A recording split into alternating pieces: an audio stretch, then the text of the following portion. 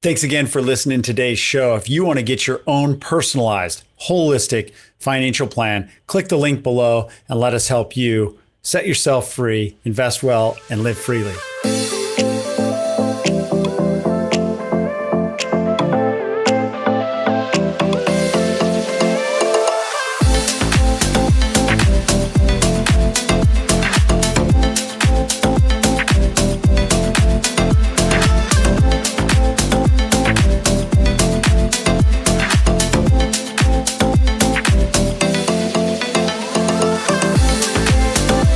Alex Klingensmith introducing the show, Financial Detox. Let's go. There you go.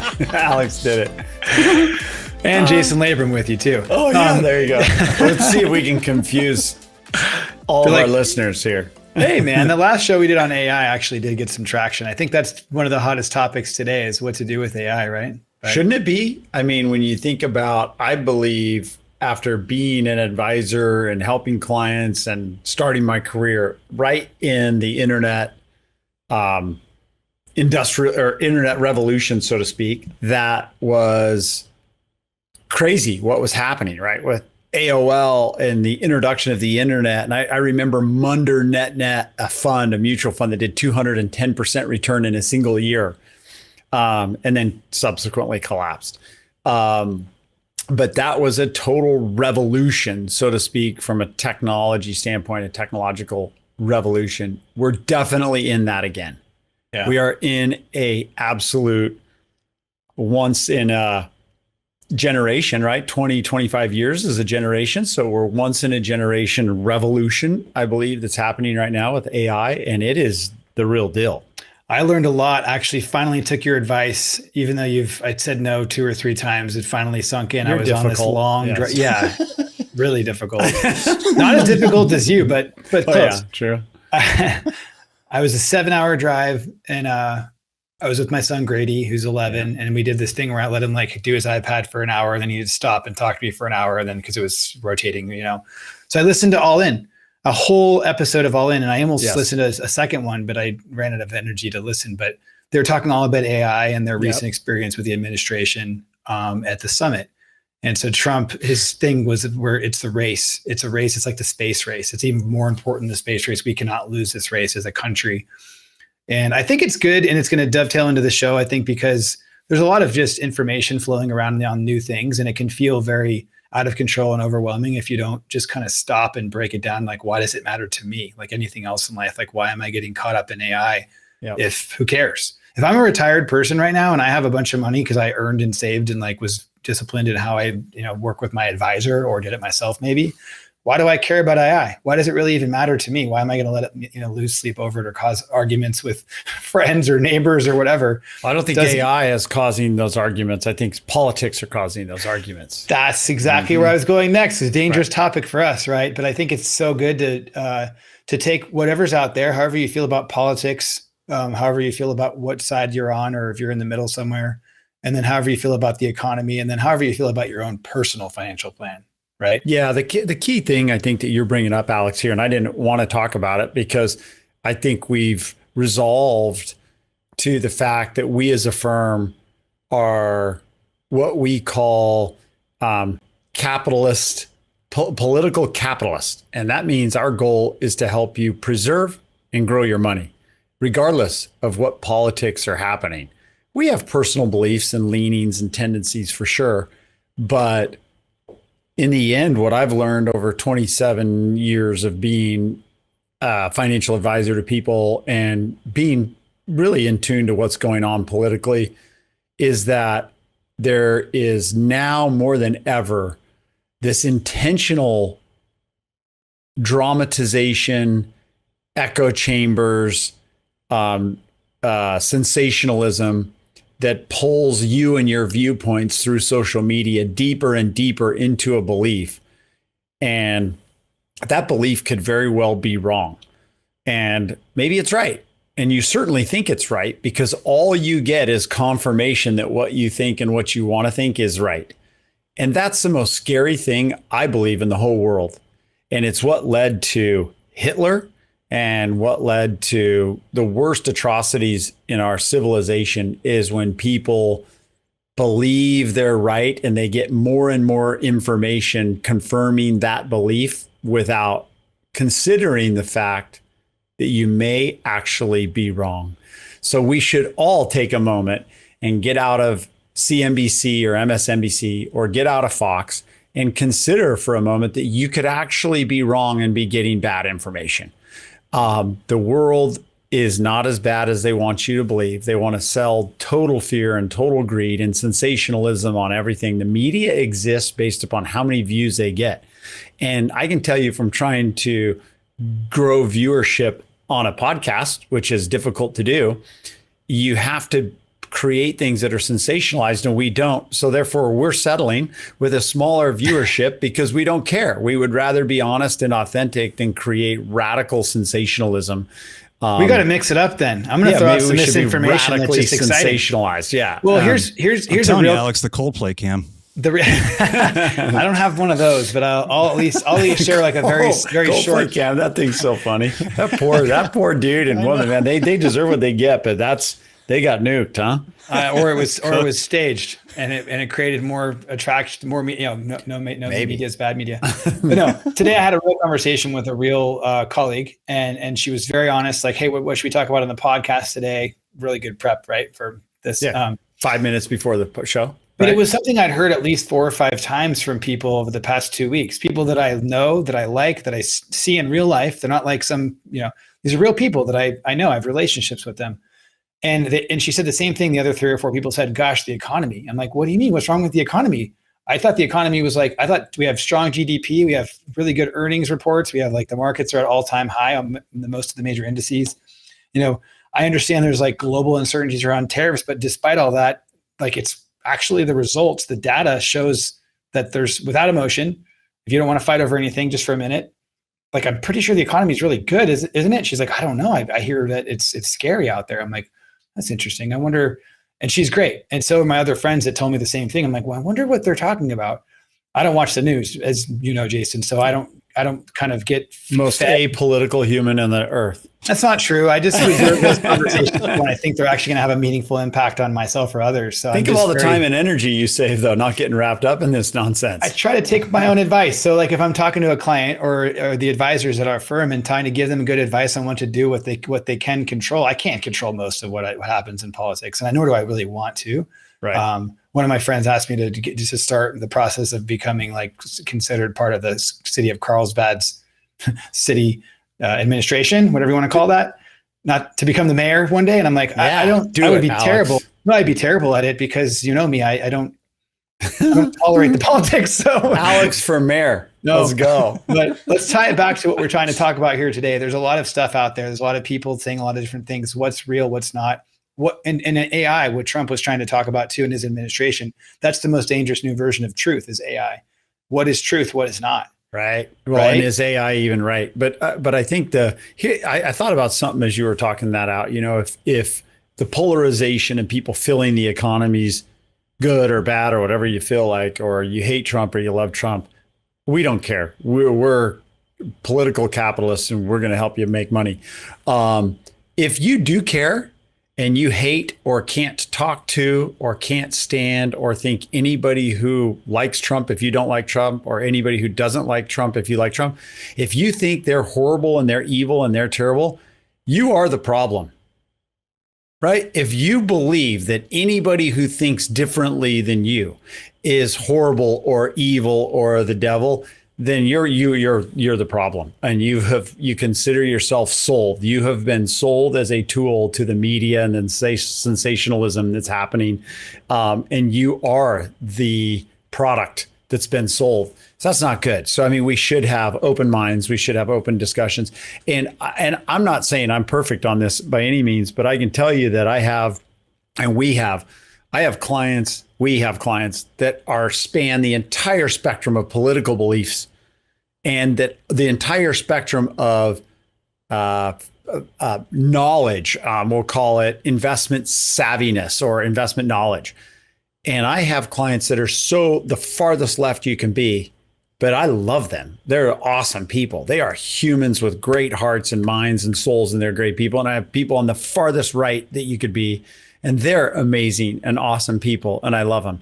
Do I agree with everything either one of them say? No, not everything. Doesn't mean that's their experiences that created that. But what becomes a real problem, Alex, and I think where you're going is that when you allow the media and or noise in the world to interfere with good investment decision making and the things that really matter, we have a tagline called "Invest Well and Live Freely." How do you live freely? How do you invest well and live freely if you're totally consumed with sensationalized news, one way or the other? And if you're mad at me because I'm saying this, that you're wrong and you're the problem and you're consuming sensationalized and you're in an echo chamber, then you're wrong. Because that's why you're mad. You're mad at me because I'm telling you something you don't want to hear. I'm guilty of it too. I've been in an echo chamber before going, yeah, I believe that. I believe that. It's not great. It's not a great place. It's a really bad place to be. It's the opposite of being free, by the way. Right. You're a slave to your own emotions, and that's the most dangerous place to live. That's where like mental health issues really start to creep up, and you don't have relationships anymore. And you're like, even if you have all the money in the world, let's say you did a really good job at making money, but you can't understand your own emotions and like how are you free? Like, let's define that for people. That's so invest really well, good, live freely. Alex. The way you wrapped up my verbal vomit there was beautiful because you really punched it. That is your captive. That is giving away your power. Yeah, you are. And how many people are doing that right now? Night. Have you ever seen Creed? There's a part of Creed. Is that the boxer? Rocky Balboa, Sylvester Yes. Stallone is teaching Michael B. Jordan how to like box, and he puts him in front of a mirror and he's like, "That's your worst enemy." And it's a mirror. So it's himself. And he's like, if you can beat that guy, you can beat anybody. Oh, wow. He said a bunch of other good words. I forgot the rest of it. I felt sick. I'm going to watch that with my boys. That's awesome. Yeah. It's a long movie.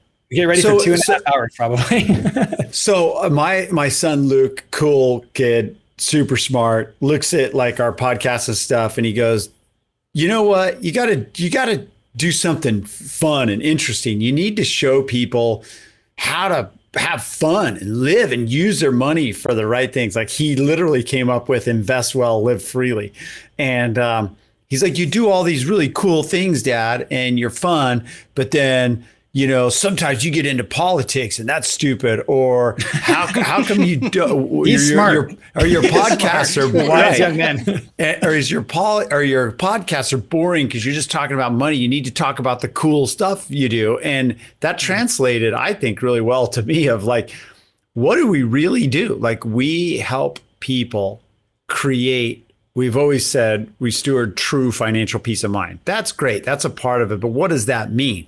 That means that you live freely. You escape the daily sensationalism of whatever echo chamber and news channels you watch, and you focus on things that matter. We can even show you here in a bit if we want to get into that, and we'll decide. Maybe producer Brian and Shana can tell us if they think it's a good use of time. But to show like when you get to cash flow financial planning, the problem is nobody knows what that means. Nobody knows what that looks like. We talk about interactive planning. You change your focus from these things that hold you captive, sensationalized news or arguments about politics or Trump, the most polarizing political figure ever. Or just fear of the unknown. Yeah. But you change that to the known. Right? You change that to let's put all of my data into a system that is radically comprehensive and holistic, stress test the probabilities, including potential volatility and risk, and let's see what my life can do. What should I be doing with my time? Intentional choices, right? Yeah. That's a good starting point. How should I live my time? And if I invest my money well and I get my mindset right, probably in reverse order, if I get my mindset right, focus on the things that matter, focus on the things that I can control. I invest my money well. I pay attention and coordinate the taxes. I pay attention and coordinate the estate planning. And your mind is right. Your mind is right. Keep going back to that. All of a sudden you can set yourself free. We've seen some people, clients and friends that have tons of money and they're miserable. It means nothing. And then I've seen clients who don't have very much money at all, our friends, and they're radically happy. So it really comes from a standpoint of mindset and knowing what you can accomplish and how to do it. So live freely. What does it mean to you, Jason? To me, it means not be on social media. I literally had a text with my wife the other day, and actually this morning, and I was talking about, we were talking about our family and raising our boys and what makes you happy and what doesn't make you happy. And I said, here's a list of things that make me happy and what makes you happy. And here's a list of things that don't make me happy. And I think the number one contributor to the things that don't make me happy is not being free. And not being free, the place that I know right now that takes my freedom more than anything else is social media. Like getting captured on an Instagram reel or a feed or something like that. And it takes, I think, the soul out of a person because you just become this 8-second guppy of you just get led wherever the algorithms lead you. Freely to me means not that you don't work and you sit around on your butt all day, because a lot of people think that, like, I want to retire and I don't want to have to do anything. And I don't think that's free at all. I think free is building something and having the ability to grow the way you want to grow, experience life the way you want to experience. And that doesn't mean I'm on a permanent vacation, taking Molly tabs and cruising to Ibiza every other weekend. I think it means tell us what you really think. Shane, I liked Alex's reaction to that. Just an eyebrow raise. That should be the title. The title of this show: Molly tabs and Ibiza. Yeah, we're gonna get a lot of views. They might be bored really quick. Hey, wait a minute. I mentioned that. We got to change our intro music and go financial just a advisors little bit do more. Molly. No, a little more deep house. I think it's the ability to live the life you want, love the way you want, be with the people you want, and grow. I think freedom is about personal and professional growth. Yeah. The other week, I got to do something really cool, and we made a post on it. I posted it.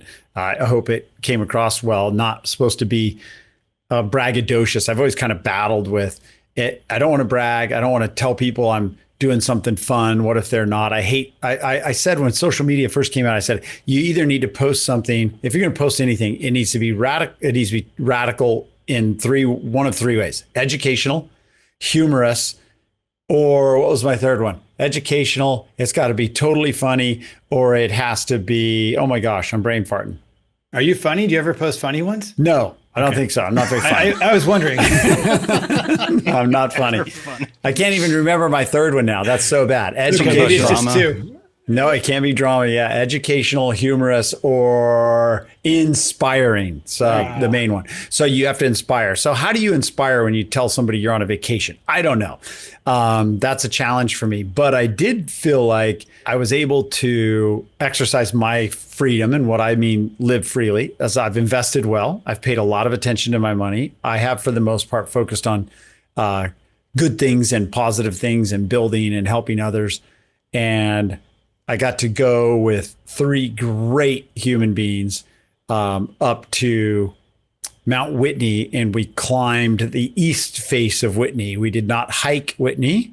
And I don't say that egotistically, but there's a radical difference in hiking Whitney on the 99 switchbacks and getting up to the top of the mountain, which is really cool and fun. I'm not taking anything away from that. Have you done that one too, by the way? I have not. Yeah, me either. But I kind of would like to actually now. The easy way? You're going to go the easy way Yeah, I'd like now? to go well, then there's an intermediate route called the Mountaineers route up Mount Whitney. And the Mountaineers route is definitely a form of climbing. It's almost like bouldering. They call it 3s and 4s, where you are climbing a pretty steep mountain. You don't necessarily need ropes, but you're climbing a mountain. You're not walking on a trail. Then there's climbing the face of Mount Whitney, which is either the east buttress or the east face route. We were somewhere in between, lost most of the time as we climbed from 12,300 feet to 14,505, the highest mountain in the lower 48. Dang. Why would you choose option 3, man? The first two, like the first one, the walking on the path is what I would do. 20 miles round trip, I think, right? The path is cool. The climbing is a little more intense, and it was free. I literally got to look. I got to free mean living freely. It was free, freeing. I stared in the face of potential death for about 7 hours on the wall. I mean, if the rock cracks or if I slip and our gear doesn't hold, you're going to die. So that to me is kind of freeing in the sense that you're really letting it go. You're putting your trust in something higher, your gear, your climbing partners, God, that if it doesn't work out, that I'm going to be in what I think is heaven and I'm going to have a good, my soul is going to rest in a great spot. Sucks for my family and the people I leave here, but hopefully life insurance kicks in and we do, they're fine from a financial standpoint. But it was, that's free, man. We were able to go do that because we invest well, because we have control of our lives and our minds and our emotions, and we're not pissed off about politics. We were literally able to go do that and build relationships with those three guys, challenge ourselves, look at what death looks like or potential death, and, but not, but be smart and safe. We were smart and safe for the most part. It was radical. That's living free, I think. And yeah. And there's people that don't have quite the adrenaline rush needs that you and Sure. I even need, that find that kind of freedom and other intentional choices that they're making. Right. And that's, I think that's the point of like money to us in terms of being able to choose those kinds of things. Whether it's to choose to have a different kind of purpose once you're done making money, which is so important. Like you pointed out, like retirement doesn't and shouldn't mean that you now do nothing, because that's actually a pretty quick way to become depressed and maybe even die early. But if you have a greater purpose beyond making money at some point, that's a gift you gave yourself, right? That if you do these right things the right way, there's different ways to do the right. So right is kind of a vague term, but like if you do it in a way where it's maybe less emotional and less distracted and more focused on the things you can control that are peace of mind driven, that you'll reach those points financially. You'll create the structure, the process, and the wealth behind whatever your needs are and whatever you want to do, right? Money and mindset, right? Money is not the most important thing in the world. We all know that. We all agree on that, I think. But it does do something. If you have the right mindset, it's an accelerator, right? It makes the good things in your life enhanced. If you have the wrong mindset and you add money to it, it accelerates that too. It accelerates whatever you have in you. And so money is great, but without the right mindset, it's not good. I'm going to share a screen real quick, because this is the experience that you can have as a client of IDA or Financial Detox and what we do. So I'm going to try and do this hopefully technologically successful. Here's a client, lots of money, right? Very angry, not happy clients, right? This is a sample, so the names don't matter. It's Joe and Jane's sample, but this is a real life scenario. Clients really unhappy, going to die with a lot of money in their portfolio. And so we built all these assumptions down the left-hand side saying, well, what is it that brings you happiness? What's freedom mean to you? What is the purpose? And I would invite you to think about that. Like, what's money mean to me? What's the purpose? And if you don't have a tool like the one I'm sharing with you here to help you realize and what if scenario test for your purpose, then it's going to be really hard to come up with the right outcomes. What we were able to do is show this client, like, if you just invest your money a little bit different, a little bit better, and we can then increase your living expenses and increase your travel. So by clicking these three buttons, I was able to show them that. Not only did they change their whole lifestyle, but just by slightly tweaking the portfolio, we got them to 100% success, which is too much. They need to spend more money. 80% is great. And we were able to do this for this client. And I think finally seeing it, and even if I go in here to travel and say, no, like, let's really get after it. We're going to spend $50,000 a year simply on our travel budget. We can make these changes for the client on the fly. For 10 years, I saw the time frame. Yes. So 10 years at 50 grand a year. 10 years at 50 grand a year, traveling, having fun, success ratio was still at 100. And I literally did this with him, Alex. I said, well, let's just keep going.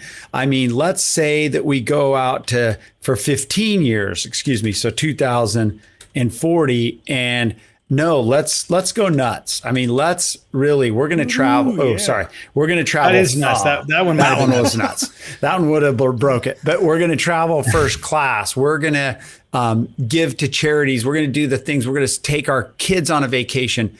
They were still successful, and they couldn't quite, they were like, this isn't real. I'm like, well, it's very real. And I'll show you the breakdown of the cash flow. But all of a sudden, I think, and I'll stop the share here, but I think what happened is this client was able to go, wow, I am really focusing on the wrong things. I'm not living freely. I'm not living freely because I'm allowing the world around me to control my thoughts and emotions, as opposed to me saying, I'm going to choose these thoughts and this emotion. And you know what? Everything ends up the same. All the worrying about politics and all the worrying about the things that the world tells us to worry about become completely irrelevant, and life just gets good, gets great.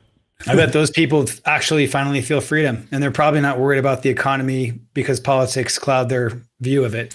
They're probably really happy. Yeah, They actually focus on their family now. They're focused on their family, and they bought a vacation home. They're buying a vacation home right now that they can gather their family together in. And I said, instead of fight about politics with your family, why don't you spend time together doing fun things, like in the favorite place you've loved to vacation, and you want to make that a family ritual. And they're doing that, and it's built into their plan, and they know they can do it with confidence. This is a really cool experience. I can think of two different specific clients and then groups of clients over the years that I've either worked with or I've had some of our advisors share stories back with me about. One type of person is somebody who started out nervous, and maybe they came to us before they even had a lot of wealth, but we guided them on this journey. Yeah. And so they became we became like a necessary, mutually beneficial relationship, which is our favorite because we want to be relevant and important and irreplaceable in their lives. And it goes both ways. We don't ever want to lose clients that we've built that kind of trust with. And they've reached that over time. And I think that's really cool because they want us to be there. There's other people that have come to us and they've always done it themselves, and they've done a really good job. But they realize now, like, whoa, like, I don't think this is as much fun as I thought it was, now that the stakes are really high. The numbers are really big. And the news like influences me panicking or not. And those people come to us and they say, look, I'm don't know if I'm totally ready to turn it over. What I really want is an accountability partner, like a professional athlete coach. Their professional athletes already are really good at what they do, but they still, you've given this example many times over the years, that they're smart enough to know, they're wise enough to know, and humble enough to know, I need somebody who's going to hold me accountable on an ongoing basis. Otherwise, I might do something stupid and ruin my whole career or my whole life. Well, and see a professional athletic coach sees you in the way you're performing in a way you can't, and can make small tweaks and adjustments to improve it. We have tons of clients who have the ability and the knowledge to do what we do for themselves. They don't have the inclination. And we have some that have the inclination, but maybe they're lacking the knowledge or the technical know-how, and some combination of those. But there's always a reason. And look, some people will do it on their own, and that's awesome too. We hope we can be helpful at Financial Detox for people who choose to not hire an advisor. But if you have the right advisor, it's almost like we're not psychologists, but a life coach, right? A life coach when it comes to how money integrates with living your best life, living freely, and making the most of what you have in this short time here on earth and the people you want to be around.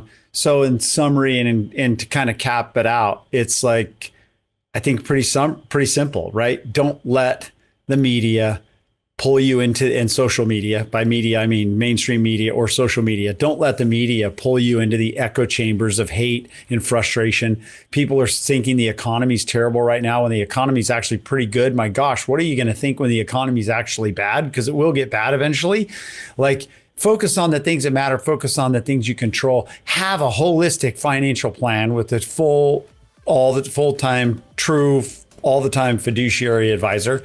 And you can set yourself free. Invest well, live freely. It's Financial Detox. I'm Jason Labrum with Alex Klingensmith. Thanks for tuning in. Thanks, Alex, for being here. Thanks, producers Shana and Brian. You guys are awesome. We appreciate you. Check us out. Give us a like and give us a call.